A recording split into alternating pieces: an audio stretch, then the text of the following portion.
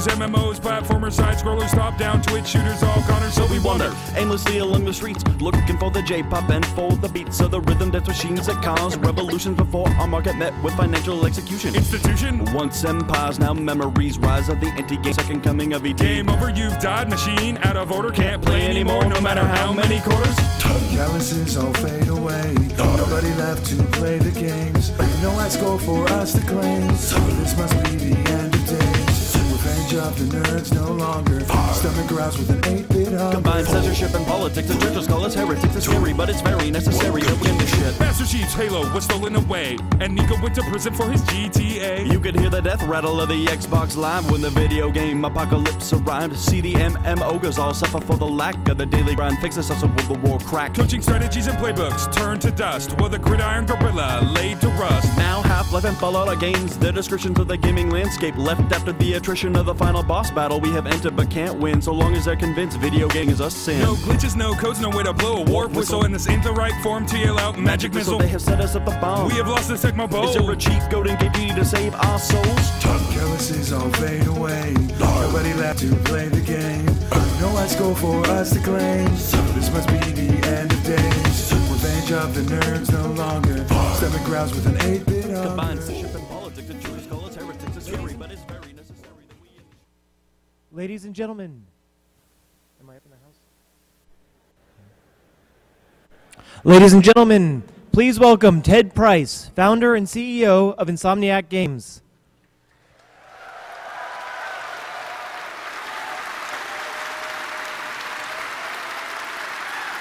Woo. Thank you. We are all creators. All of us.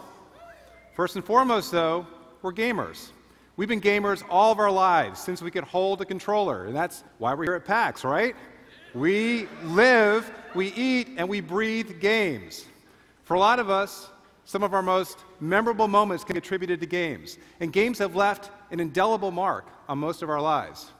For me, my life is full of those moments, from that brilliant turnaround at the end of Super Metroid to hiding from Striders in Half-Life 2, to free-falling over the desert in Uncharted 3, yeah, to just about any moment in Limbo.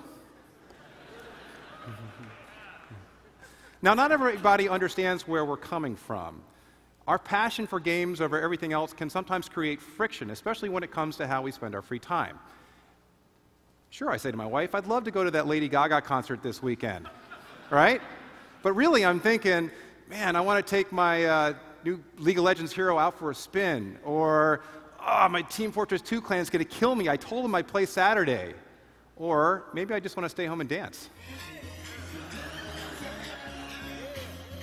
I know you guys do this, right? All of us, Saturday nights, if you're looking for us, we're probably home dancing. Okay. I do it sometimes. But the fact is, we are all gamers. So what do I mean when I say we're all creators? Is this some sort of crazy pop psychology? Well, sort of. But the fact is, I think that the act of playing is a lot like the act of creating. A fresh combat setup in Call of Duty is a lot like a blank canvas. We players paint on the canvas the way we might paint a picture, but with bullets. But the way that battle unfolds, what happens in it is our creation. We own it. Or here's another example. Being at the starting line in a race in Forza is a lot like getting ready to write a story. When you're writing a story, you have some basic constraints. You know what type of story you want to write, and when you're racing, you need to stay on the track. But what you write and what you do during that race is completely up to you. You're making your own reality. So I believe that excitement, that anything is possible feeling we get from playing games and creating our individual experiences is very similar to the feeling when we create something in the real world. For me, that anything is possible excitement is something I experience if I'm writing a piece of music, or building Legos with my son, or making something out of random parts. But it is true that in many of today's games, we literally are creating. In Skyrim, we're concocting potions. We can build the Millennium Falcon in Minecraft. That's pretty awesome. So, what do I mean when I'm insisting that we're all creators? Why am I saying this? Well, I think that most players are not just satisfied with playing. We want to express ourselves. We want to talk to the rest of the world, and we want to share those ideas that are in our heads. We want to flex those creative muscles that we've been developing all of our lives while playing games. We want to take the next step. And today, I'm here to tell you that that next step is not a big one at all. Today, I want to reassure everyone that if you're interested in going from playing games to making games, you can. Everybody can do it, and today, there's never been a better time to do so. And I'd like to begin by sharing my own journey into the world of creation, and then sharing some lessons that I've learned along the way, in case you do decide to take that next step. Maybe they'll help. So my journey, my entree into the world of creation began before I was playing games. Now, as a kid, I loved to build stuff, I loved to dream, and my parents encouraged it. They basically said, whatever you can find around the house, build it. So I built stuff out of cardboard, out of Legos, out of snow, whatever was there. But then, in 1977, when I was 9 years old, my sister and I ran downstairs on Christmas Day, and we found this under our tree, the Atari 2600. At that point, everything in my life stopped, dead. And this is because I discovered a world where I could make up my own reality, playing games like Adventure, or Yar's Revenge, or many of the other Atari 2600 games that were out at the time. And if you don't remember these games, or if you've never played them, think about modern RPGs like Skyrim or World of Warcraft. These games do essentially the same thing. They give us a world and the bare bones of a story, and they let us create our own reality in those games. But back in the 1970s, playing the Atari 2600 games, I got sucked in, and I decided right then that I wanted to make games. Fortunately, about a year later, my parents brought an Apple II home to the house, and suddenly, making games became a reality. I convinced my dad to drive me to the local Apple store, because I couldn't drive, and we picked up an Apple Basic book, and I started programming. And I sucked. I was really bad at programming. And I kept trying to make games, and I did actually make a couple, but they were really bad. So, however, for those of you who are not familiar with the Apple II or the TRS-80 or the Commodore 64, think about some of today's games that provide in-game tool sets like Minecraft or Little Big Planet. These games are philosophically similar to what we in the 70s experienced with just basic programming languages. We got the tools to create our own reality. Now, as I grew into adolescence, I continued building stuff outside of games, like remote control airplanes, all of which I crashed, and lots of other stuff. But I never stopped trying to make games. I just wasn't very good at it. The reason I kept trying, though, was because games for me were the one place where I could dream something up and have a chance at bringing it to life. A few years out of college, in 1994, I started Insomniac Games. Now, at the time, the game industry hadn't changed a whole lot since I was 9 years old. It had gone through a massive crash in the 80s and come back, but cartridges were still king.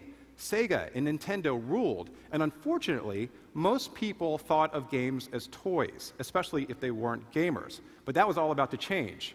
A year later, Sony introduced the PlayStation, and the modern era of gaming was born. Now, when I started Insomniac, I really didn't know a whole lot about making games, other than what I had learned by trial and error. There were no books on making games. There was no internet. Well, there was the internet, but there wasn't very much on the internet at the time, certainly no tutorials. So most of what I did was just by guesswork. Fortunately, I was joined by two incredibly brilliant and creative programmers, Alex and Brian Hastings, both brothers as well. The three of us huddled together in San Diego and began work on our first game, Disruptor. Now, we finished Disruptor a couple years later, and it was a financial failure. However, it was a critical success in that we got a review which said, Disruptor is the best game that no one's ever heard of. That was awesome.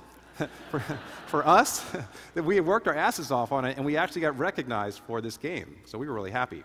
But Disruptor opened the door to Spyro the Dragon, which we created a couple years later.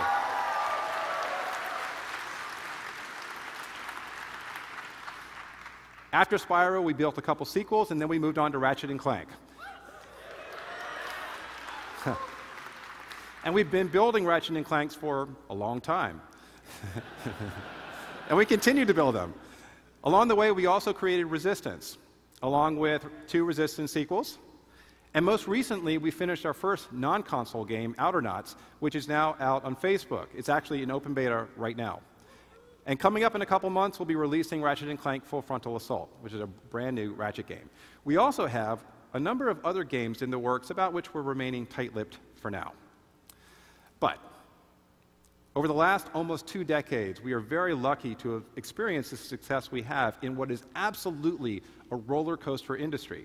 And when I look back at that time, over almost 2 decades, not much has changed in terms of what motivates me and everybody at Insomniac. We live to create. We live to build experiences that affect people on some level. For us, it's about having a vision and bringing it to life. It's about wearing an Insomniac t-shirt at a grocery store and having somebody come up and say, hey, I played Ratchet & Clank All for One with my kids. We laughed all weekend long. That's awesome. For us, it's about bringing some joy and excitement into people's lives. For me, that will never change. That is why I create. So what does this have to do with the fact that we're all creators? How is this relevant, all this ancient history, to everyone here? Well, 35 years ago, when I was discovering games, I think that we were on the precipice of a massive change. The introduction of home computers and home video game systems was the spark that ignited the careers of many of today's developers who are in their 40s and 50s. However, today, I think we're at a similar magic moment. We are seeing a wave of game developers far larger than ever before. Many, many more people are getting into the game development business and making games, big and small. And why is that? Well, I think over the last 2 decades, there have been barriers that have risen to prevent entry into games. Barriers like high costs, complex tools, and closed systems of distribution. But today, those barriers are coming tumbling down for a lot of reasons. And this, in my opinion, has given rise to the democratization of game development. By that, I mean anybody who's got a PC, a Mac, or even a tablet or a smartphone can develop games.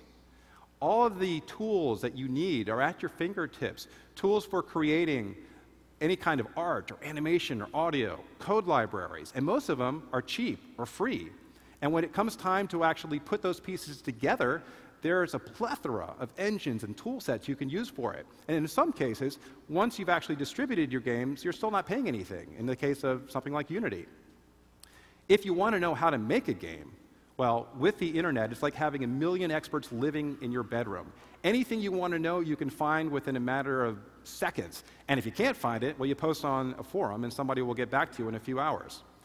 This vast array of advice and cheap and sometimes free tools is what I'm talking about when I mean that the step between being a game player and a game creator today is a very short one. However, there is a downside to this amazing accessibility, and that's that the number of games being released every year is exploding. Look at the number of iOS games that came out last year alone, over 41,000. Holy crap, 41,000 games released on iOS. That's a lot. So the question is no longer, how do I build a great game? You can go to GDC or look online for those answers. The question becomes, how do I make great games? How do I create something that will affect people on a deep level? How do I make something that will change the world? In my opinion, a few games rise to the top every year, and these aren't necessarily the financial blockbusters, though if you're working on a game like that, that's awesome. I'm talking about those games, regardless of size, do something special to stand out from the noise. I'm talking about games like Journey or Bastion or Limbo, games that affect people on a deep level, games that move the art of games forward. So, how do we begin moving down the path to creating great games? I have a few suggestions I'd like to share. Call them creative tools. These are things that I don't do very well myself. And these are lessons that we have absolutely learned the hard way at Insomniac.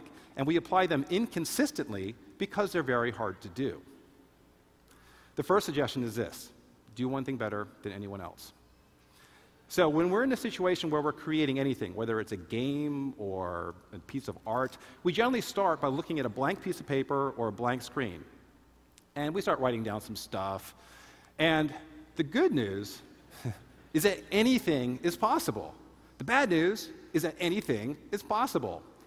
And for us at Insomniac, we've been creating franchises for a long time. And usually the most difficult part of getting started is getting started, figuring out what it is that we're going to do. Now, back in 2000, when we were finishing up our last Spyro Year of the Dragon, we were in a position where we were looking ahead to a new franchise. We were looking at the PlayStation 2 coming down the line and thinking, oh my God, this thing's going to be awesome. Tons of power. We can do just about anything we want. And so we decided, logically, we should buy some beer and go up on the rooftop of our Burbank office and drink. And decide, what the hell are we going to do? So we started brainstorming with the keg, and the more we drank, the crazier the ideas became. And the more we wanted to do every single one of them. And you know what? It was a complete waste of time. Ironically, we did exactly the same thing a few years later when we were trying to figure out what to do for Resistance, except without the beer. Came up with lots of crazy ideas. We wanted to do every single one, and once again, it was a complete waste of time. So, why was it a waste of time? Well, we weren't asking the right question. And the question is this: what does our game do better than any other game? Or if you want to shorten it a bit, what is our focused innovation? This is the question that game creators or any creators have to answer when they get started if you want to have a chance to do something special. Now, once you have that idea, the challenge is filtering out all those other great ideas that are going to come in during the creation process. You're bombarded from the left and right with all sorts of other things that may have nothing to do with that original idea. So, if you can focus on that one thing and have it drive every other aspect of your creation, you really do have a chance to stand out. Now today, in my opinion, there is one game that does this better than any other. It's this one. Some of you may have played it. I play every weekend with my kids. And I remember playing for the first time and actually not even getting into the game because I wasn't really drawn in by the art. But once I started playing, I realized that it is a perfect example of this rule. Minecraft does one thing better than everybody else, and it ignores the rest. And that's why it succeeds. The next suggestion I have is that fun has to come first. Fun is at the center of every great game. And the interesting thing is that fun is hard to define. It's one of those things that we know when we play it, but getting to fun is hard. Getting to fun is all about figuring out what your core mechanic is and iterating. It's about trying and failing over and over again until you and your team want to play that game every single day. Now, the trap that most of us fall into is that once we get the game basically running, we say, oh, you know what, it's going to be much better when we add art or audio, or hey, let's build a story because once we get some context for this game, it'll be great. That's dangerous. That's basically putting off the inevitable. And this is something we've done at Insomniac quite a bit. The fact is that all the fun stuff, story, characters, visual, all the stuff that's easy to distract you has to be subservient to fun. And once you figure out what's fun, you got to prove it every single day. The game has to be up and running. You have to ask yourself, is the game fun? And if it isn't, why not? That's how you stay on track. At Insomniac, the result of our boozy brainstorming on the Burbank office roof was a game that we called Girl with a Stick. This highly creative and highly descriptive name was the best one we could come up with at the time. But we had decided to move away from our Spyro family-friendly roots and do something that was a little bit more mature. And we spent a lot of time going over story and world, and we created these gods that you would fight against in this Mayan-influenced world. We came up with this complex magic system where you perform martial arts katas with a staff to build magic. Unfortunately, we couldn't really get the game running because we were still working on our PlayStation 2 technology. But eventually, we did get the game running. And we had to present the game to our Sony publisher at the time and demonstrate that we had a fun game. And I'm going to show you a video that I've never shown in public before, and I think it's the only remaining video we have of this game. Get ready. There it is. Okay. Remember, beginning of PlayStation 2. The thing was, when we started playing the game, we realized that it just wasn't fun.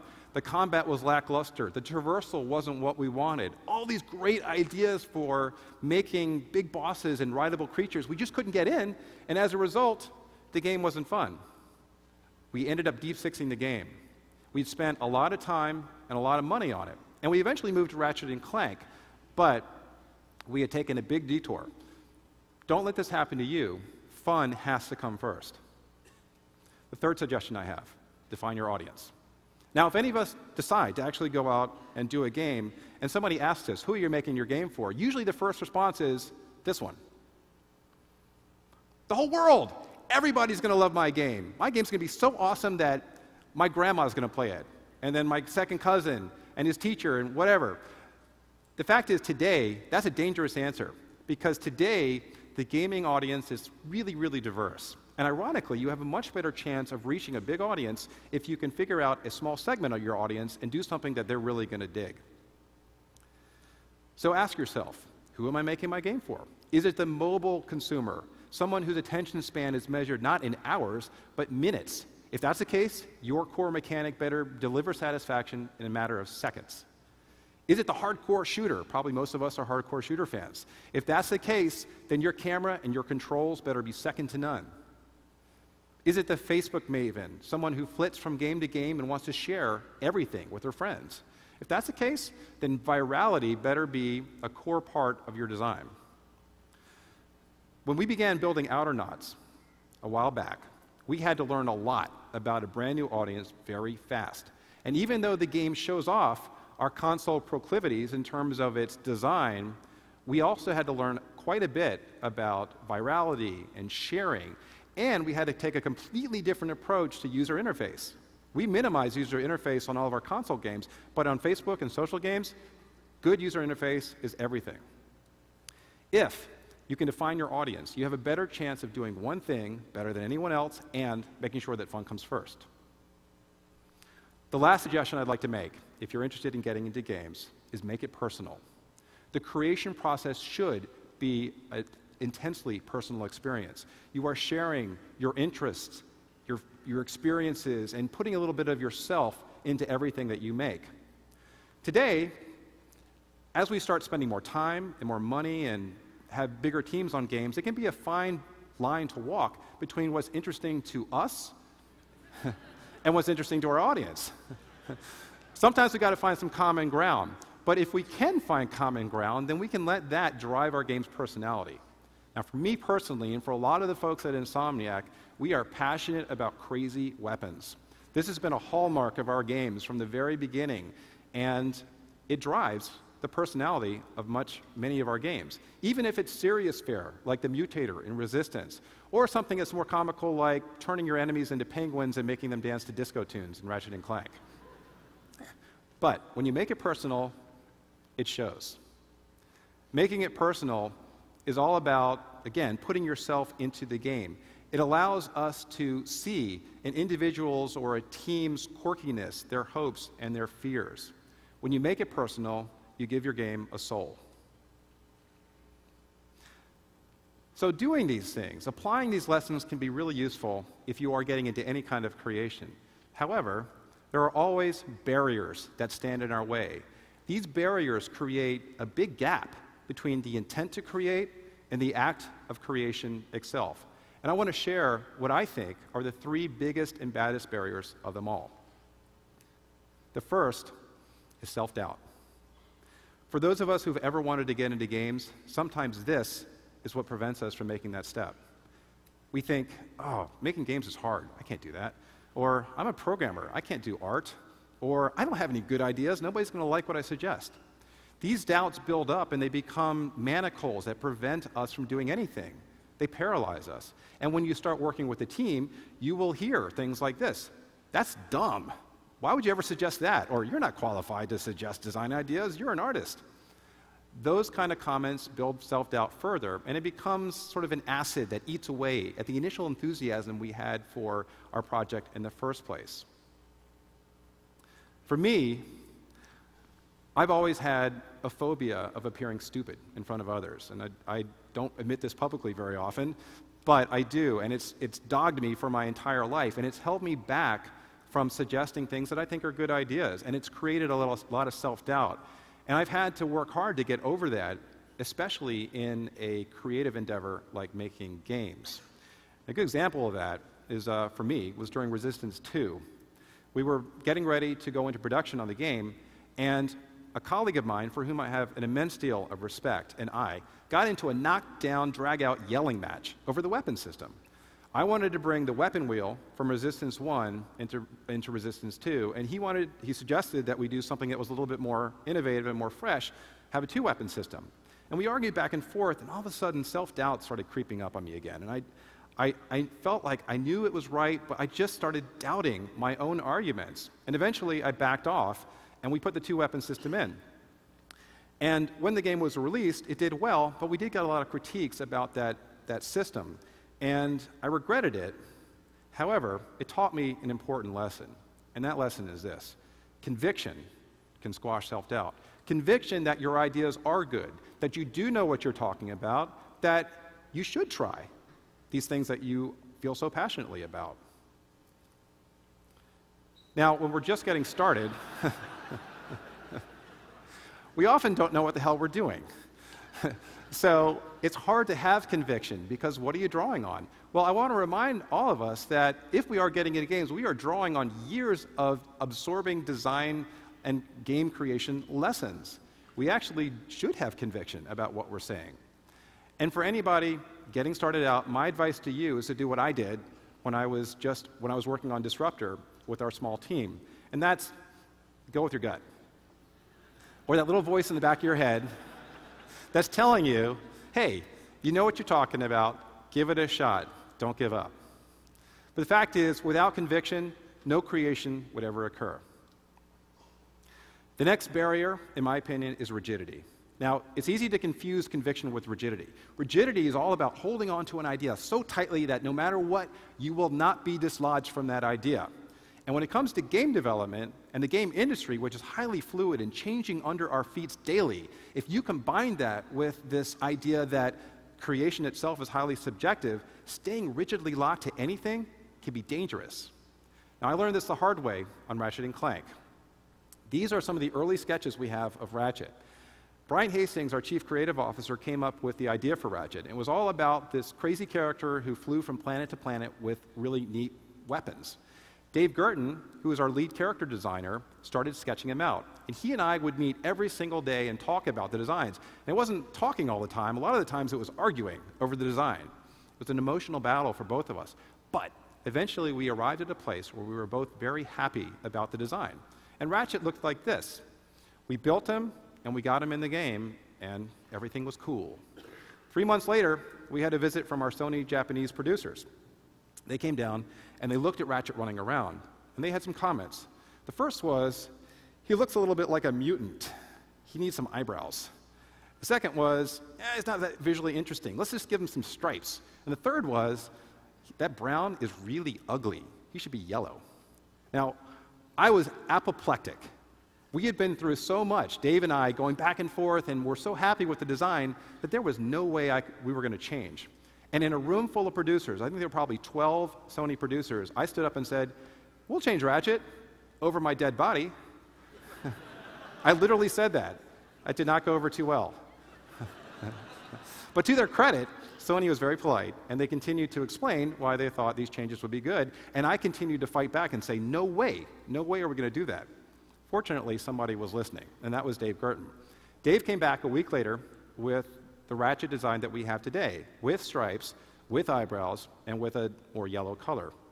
And I realized that I had been so passionate about winning what had become an emotional battle for me that I wasn't looking at the problem objectively.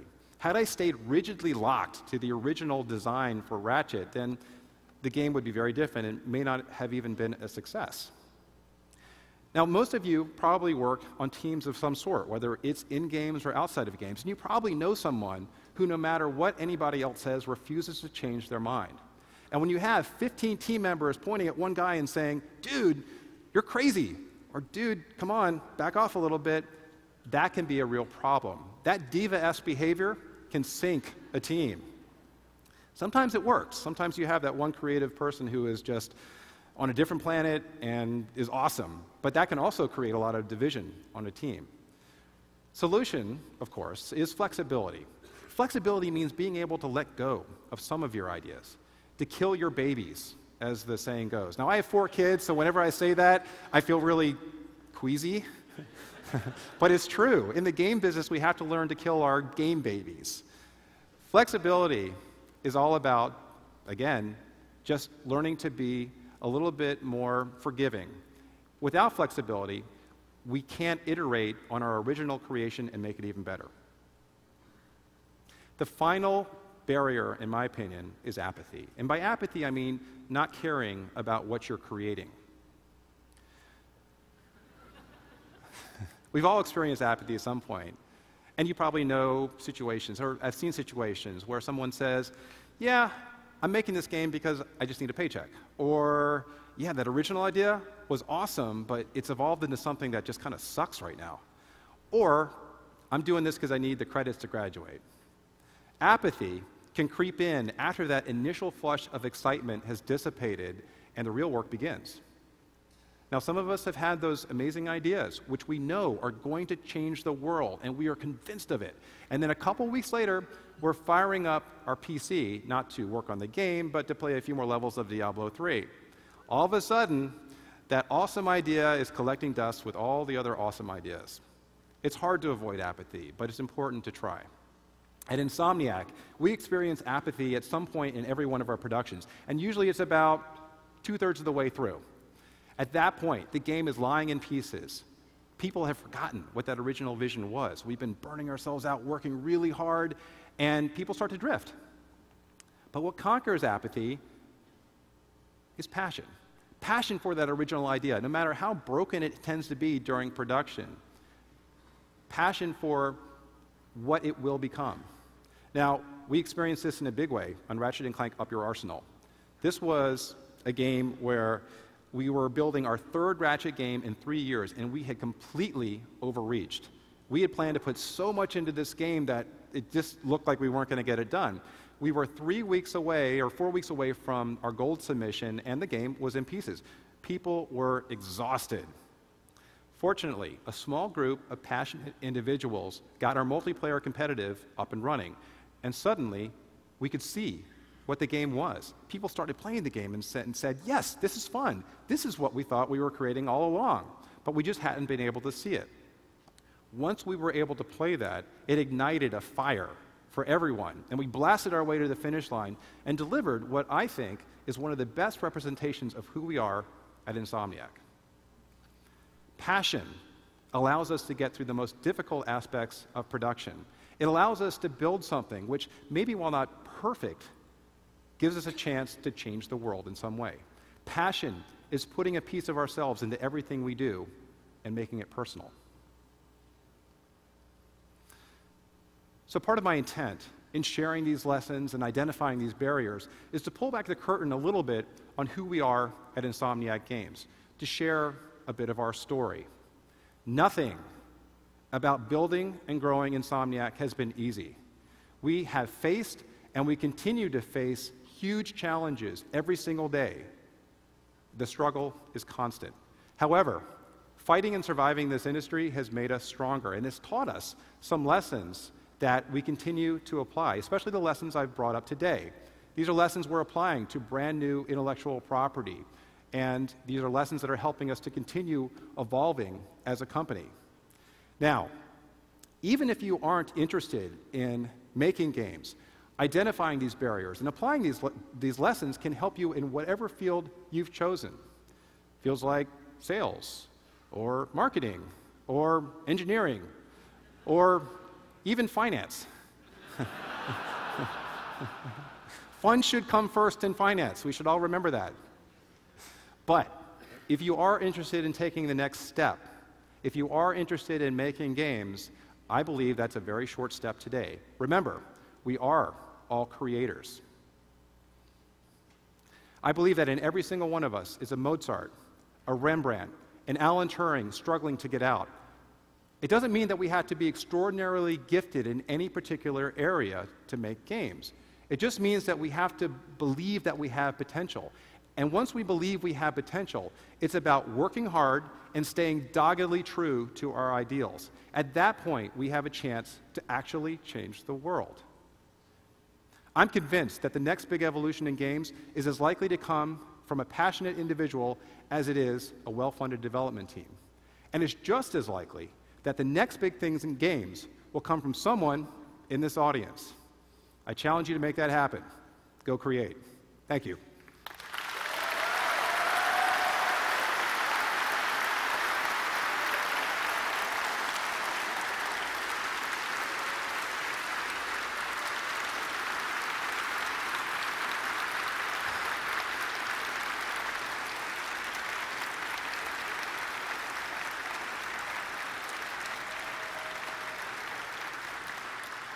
I appreciate that.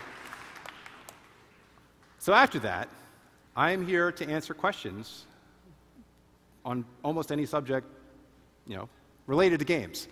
So I can't really see many people in the audience right now. What's that? Oh, microphones in the aisle. So if you guys want to step up to the mics, I'll be happy to answer stuff. Hi. Hey, I don't really have a question. I just want to say thank you. Just over 10 years ago, I was writing books and publishing them and relatively happy. And I used to game a lot when I was little. Oh, hang on just a second. Hey guys, everybody. Shh. Thank you. Okay. I usually never have trouble being heard. And I got Spyro, which was cool. And then Ratchet and Clank came out. And for me, that was the game that said, man, I'm wasting my time on paper. I always wanted to do it digitally, in games, and now, 9 years later, I've finished my degree in computer science. I just wrapped up the ability to take the writing and the computer science and putting it together, and that's because you made a game that kicked ass. And the Black Sheepinator is the best weapon ever. Awesome. Thank you for saying that. And I'll say on behalf of all of us at Insomniac, we appreciate that because we were all so passionate and still are passionate about Ratchet. But it's wonderful to see what we create influencing people. And that's exactly what I was talking about. That is why we live to create, thanks to comments like yours. So I appreciate it. We're going to switch to this side real quick. Hi. I'm a huge fan of the Spyro games. I played the first 3, beat them 7 times. Big fan. I wanted to know what was behind the decision to sell off the series to the company that made them with Elijah Wood, and I feel like the quality really dropped. And we, on the third Spyro, realized that it was going to be very difficult to extend. We thought it would be difficult to extend his core mechanics because he had no hands, right? 4 feet. We really wanted to make him hold something that would maybe fire a projectile.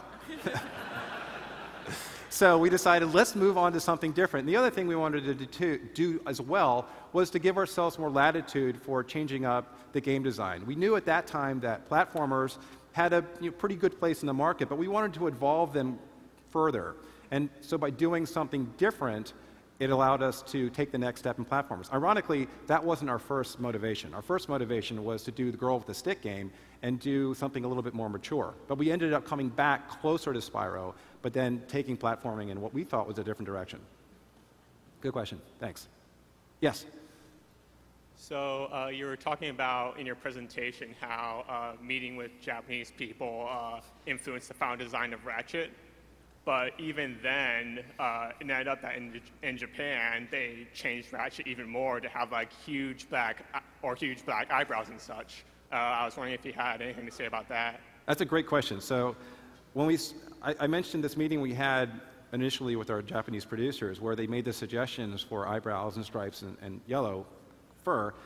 And it wasn't until near the end of development of the first Ratchet that Japan came back and said, well, he really isn't going to work as well as we thought for the Japanese market. So do you mind if we take a shot at changing him?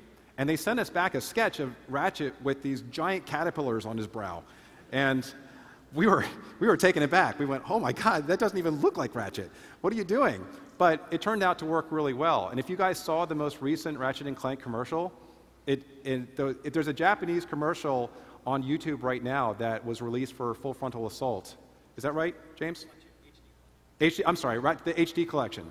And it shows the Japanese version of Ratchet with these giant eyebrows. And we've all gotten very used to it because it's kind of cool looking now after so many years.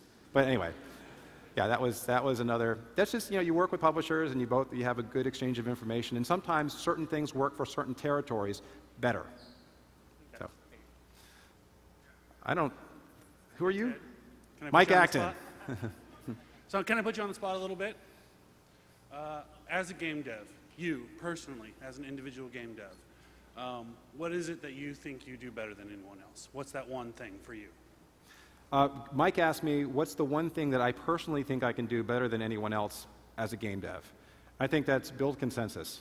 I think that when you have a creative team, all of whom have very different ideas, it's often challenging to reach one direction.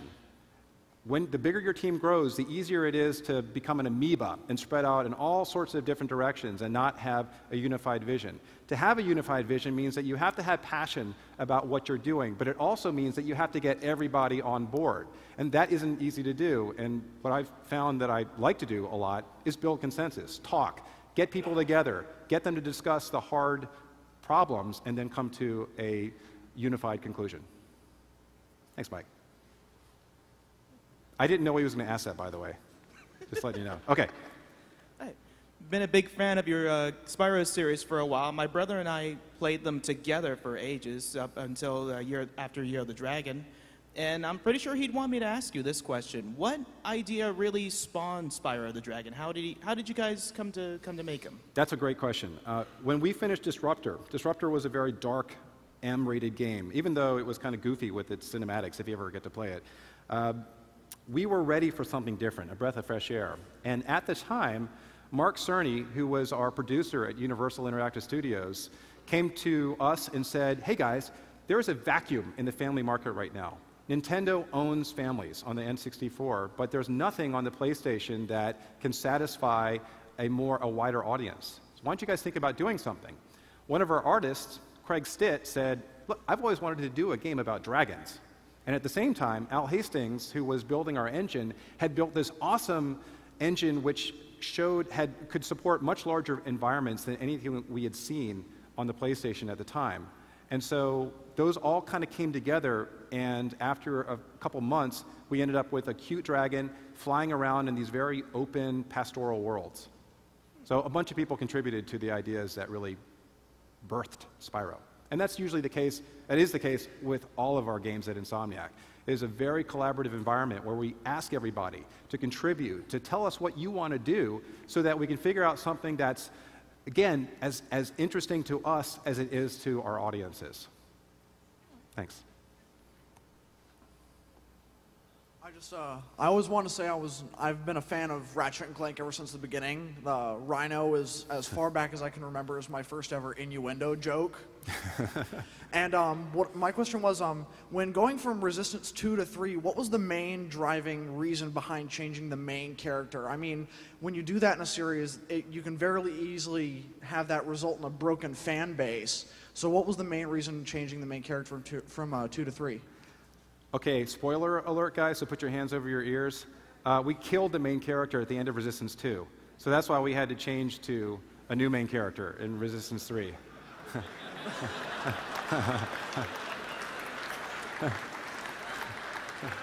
You know that. I know you know that. But I know your question. We could have brought Hale back from the dead, right? We could have made him a Chimeran super dude. And we discussed that. Because that would have been cool too. But our decision was to create a more personal story. We saw the opportunity to make Resistance much more about the people and their path to whatever humanity meant for them, versus this overarching story about big armies and chimera invasions. And I was really happy, and I know the team was really happy about where we ended up, and that was with a story about Capelli and showing his concerns and his fears and ultimately his triumph at the end. And that's more or less why the third one was my favorite of the three. Awesome. Thank you very much. Mine's kind of a two-part question. Going back to the girl with a stick concept, watching the video that you played for us, I feel like a lot of more modern technological innovations when it comes to system interface and things would probably make that a much more fun concept now. So I'm just wondering if you guys ever encountered like, oh man, this idea would be so good, but then you were slowed down by the technological limitations. So how many ideas have you seen risen from the ashes with modern technologies? And two, how vindicating does it feel to be like, hell yeah, that was a good idea after all? Wow. For the first question, that's a tough one. We have such a melange of ideas swirling around at Insomniac all the time. It's hard to remember where they originated sometimes. Sometimes there are ideas that just do come back from the dead, from something we talked about on PlayStation 2 and now is possible on PlayStation 3. And usually they involve effects that we couldn't do on the previous game, weapons that are a little bit more over the top. I can't come up with a specific one, unfortunately. I think with Girl with the Stick, though, it was more about getting the controls right and the enemy reactions and the timing for the stick, and we just didn't have the technological tools built ourselves at the time. It wasn't that the technology prevented it, we just hadn't gotten to that point in terms of our development. Had we flipped things around and started focusing more on just core mechanics and building those tools first, it might have worked out better. But the second part of your question was... bad short-term memory. Okay. That's okay. When those ideas come back from the dead, does it feel like really vindicating? Just kind of like, all right. It's probably vindicating for the person who brings it up and who says like, hell yeah, I was right. You guys all suck it. But sure, yeah. I mean, everybody loves to see something that they propose working, and we do our best to prototype a lot of stuff. And that's a big change we've made over the last few years, is being willing to prototype something and not getting all hung up on making the final version look great. Is it fun in its rough form in the game? That saves you a lot of time and a lot of stress. Hi, you've sort of touched on this a little bit, I guess, but I was just wondering if there are any sort of specific examples of different development techniques that you've started using recently to try to harness sort of the creative power of smaller teams or individuals, because you said, the odds of the next big game coming from one person are pretty high. Yeah. So I was just wondering, in a big company, obviously you've got a lot of creative talent there. Do you try to break out into small teams and sort of try to, solicit creative feedback from people that way, or are there sort of? Sorry, I'm kind of rambling. No, I understand what you're saying. I think there are a couple things that we do. We have different sized teams depending on where we are in production. We have small pre-production teams who are focused on figuring out what the core mechanic is and what the game's all about. Then we have larger production teams rolling over to actually get the game built. And then, ideally, we have a smaller polish team, a smaller post-production team, but that doesn't always work practically. We don't subscribe to any particular methodology like Agile or Scrum. We've just evolved our own way of working over the years, and I think that's definitely the case today for individuals or small groups of people. You figure out what works for you. It's about the personalities of everybody on the team and not trying to squish a bunch of people into a structured production method. I honestly, I don't think that works. You've got to look at who you have and figure out what the best way for that team to work together is. You get the best results that way. Thanks. Yeah. You were first, yeah. So my question is kind of about what you said earlier about building collaboration, and something that I noticed working in teams, like building, nothing significant, just little clubs at school or whatever. But you always kind of set out to build an environment that's as collaborative as possible, and so everyone can have a bit of input. But how do you personally kind of sit down and say, everyone's suggesting something different, but we need to make hardline decisions? Like, what's the best way to kind of do that diplomatically, so you're not being just like, no, my way, I don't think there is a best way. Again, I think it depends on your team and who is leading the teams. Ultimately, you have to walk that fine line between asking everybody for their input and then making that call, and not flip-flopping back and forth because you want to please everybody. And that's hard.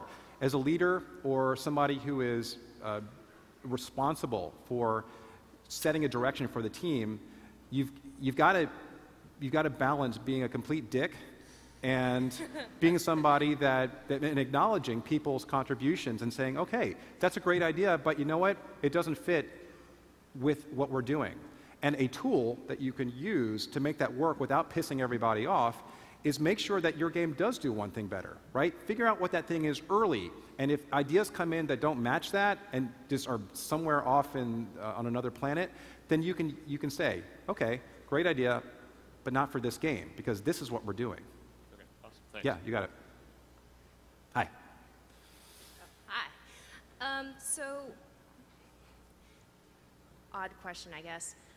How do you feel about other people from other art forms, like, coming into games? Like, I'm in theater, that's my passion, but video games, I feel, can go very strongly with it. It's, even though you're holding a controller and making the story go forward yourself, theater kind of has that same type of aspect. Does that make sense? Yep. Yeah. I have an answer for you. I think that it doesn't matter what profession you come from. As long as you're a gamer, as long as you love games, you'll do great. Yep. So I had a question. Obviously, with so many well-established franchises, you're good at developing sequels. I was kind of curious how you guys approach like making a sequel to a game and living up to like the expectations of the first game. It's brutally hard. It really is, because that's the thing. Expectations continue to rise, not just for sequels, but for games in general. And so every time you finished the first game in a franchise and you think, oh, thank God it's shipped, oh, cool, people kind of like it, it's great.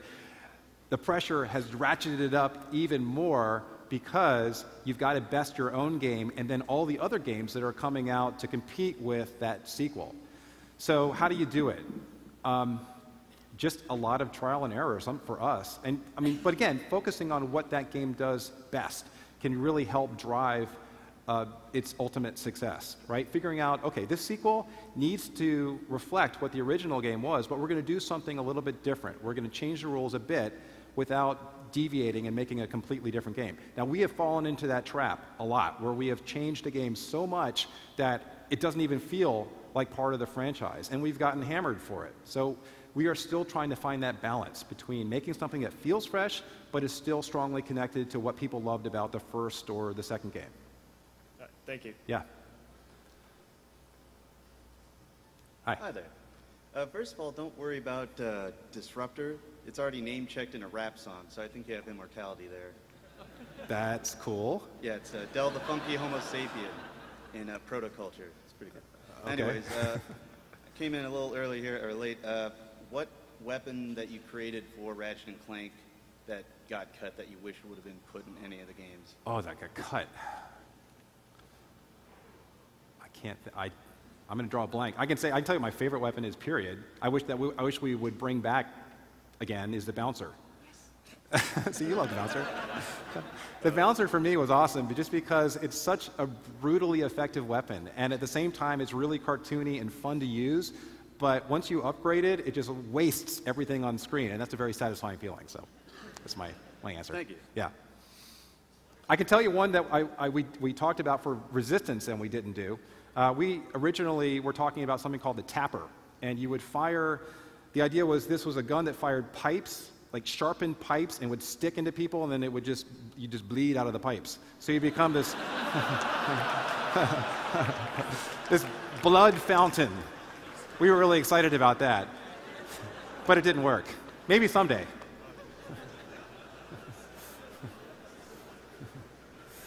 Hey, I just wanted to ask a question about your new game, Outernauts, that's coming out. How do you balance the kind of like social or online model of free-to-play? I'm assuming it's probably free-to-play. Yeah. With like creating a quality game, not sacrificing mechanics, because some games, particularly like Zynga games, like they really sort of like take advantage of the joy of playing game to lure people into spending a lot of money. So how do you balance that kind of like allowing free access while still creating a quality game and not making too many frustrating walls towards achieving objectives? Well, our focus first was on fun. It was all about what do we do to make exploring and finding these beasts and capturing them and then battling with them fun. And we focus on those core mechanics more than anything else so that the battles would be satisfying and that you would get this sense of progression that you don't get in other social games. And that was where most of our effort went. And we've talked a lot about how we believe Outernauts is deeper and broader than the other games you will find on Facebook, because we are bringing a lot of our console design, as I said in the speech, proclivities into that game.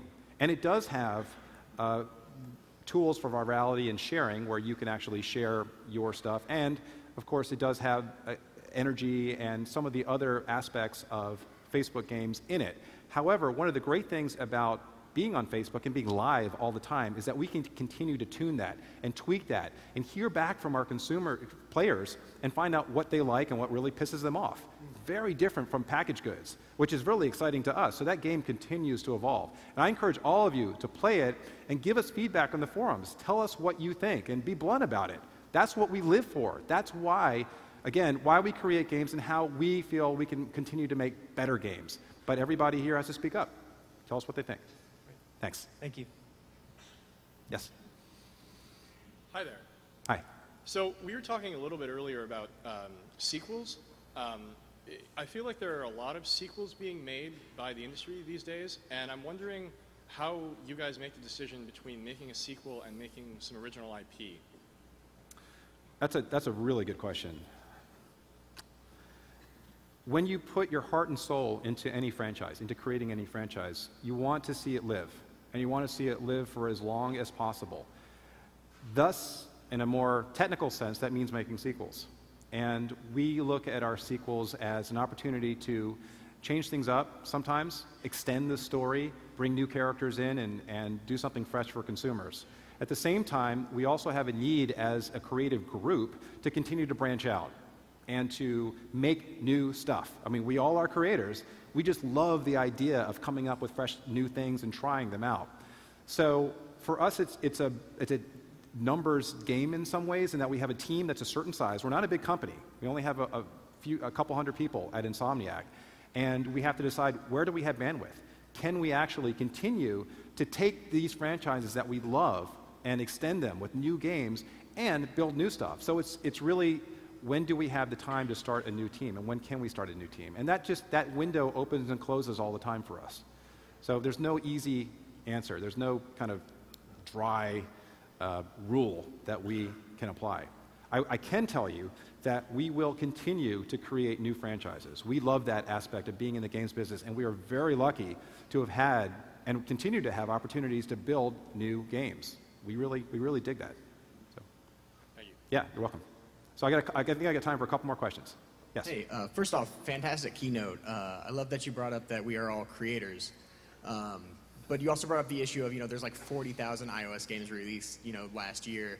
There's so many people that want to be creators, want to be gamers. I'm a CSIT student. I'm really interested in trying to get into games. What would be your advice for me as to someone that wants to show you I have passion, put myself out there and get noticed? If I want to land an internship or a job, what would your advice be? Make stuff. Okay. Seriously. I mean, you can. Today, you really can. And the challenge that we all have is that usually we have, if we're not in the game industry, we have jobs and families and school and things that are getting in the way of making stuff. But you just have to carve out the time and take that first step. And by just trying, just getting your first wireframe of a game up and running, you will learn so much and advance so much more quickly than just reading about it or just looking at tutorials. You actually have to get your hands dirty and do it for real, and you will be amazed at how fast you progress. And it doesn't matter, in my opinion, that you're competing with 40,000 other games. It's more about you bringing your passion to your creation, because if you show a lot of yourself in that game, it will stand out. I mean, there are tons of games out there that don't have any marketing budget or really are built by very small teams, and they do stand out. They're games that people recognize because you can see that spark, that personal spark in each one. So, it's more about, I wouldn't worry about how am I going to market this game or give it exposure. First, make a great game. All right. Thank you. You're welcome. It's time for the last question. Yes. Hi, yes. You touched on it a little bit with the Awesome Knots stuff and the player feedback. Outernauts, close. Oh, the Outernauts, sorry. Yeah. Sorry, I'm very sorry. That's okay. But when you going back to between Resistance 1 and 2, between the weapon wheel and the two weapon system, how much of it was possibly, you know, user feedback? Was it a thing between you and the one guy, or was it something that you presented in front of a team and would say, all right, how many of you like the scroll wheel, how many of you like the two weapon system, and how much does the player feedback, how much does that come into effect in a game? Well, in that case, we didn't have a lot of player feedback because we weren't offering that choice to players in Resistance 1. It was what it was. It was the weapon wheel. And we had brought the weapon wheel forward from Ratchet & Clank. So people were used to pressing triangle and bringing up all the weapons. There wasn't a hue and cry for something different in that area, but we, and this refers to another question I got earlier, we felt the pressure to do something different with that game. We needed to take the franchise further and do things that would make it a fresh experience for the player. So we did debate this on the team. There were a lot of people who had different opinions, and it ultimately came down to this discussion that I had with my colleague, where we were both very passionate about these two directions. I hope that kind of explains it. Pretty much. Kind of? Yeah. A follow-up? Well, yeah, I was more kind of asking, did you go throughout the team and say, okay, what would you prefer? You know, like, how, you know, what would you, I mean, you were obviously passionate about the weapon wheel and the two weapon system, but you see all these other games having the two weapon system, and you're like, we kind of want to do our Insomniac thing, you know? Kind of keep it the same. Yeah, we talked to people on the team, and there was definitely I'll say a reluctance to do something new, and that is something that we have to fight against all the time. And sometimes it can work for you, and sometimes it can work against you. Because in reality, a lot of us change can be uncomfortable for people, but change is necessary in games, especially with sequels. And so I had to filter out a lot of those comments and decide which comments were based on just a general fear of change, and which comments were driven by the true passion for keeping things the way they were in Resistance 1. And it was a really, really tough struggle, and that's why I brought it up, because it was kind of an emotional, internal battle for me. And that's the kind of thing that we go through all the time making games, because there is never a right or a wrong answer when you're making games. Thank you. You're welcome. Guys, that's all the time I have, but thank you so much. It's been a real pleasure.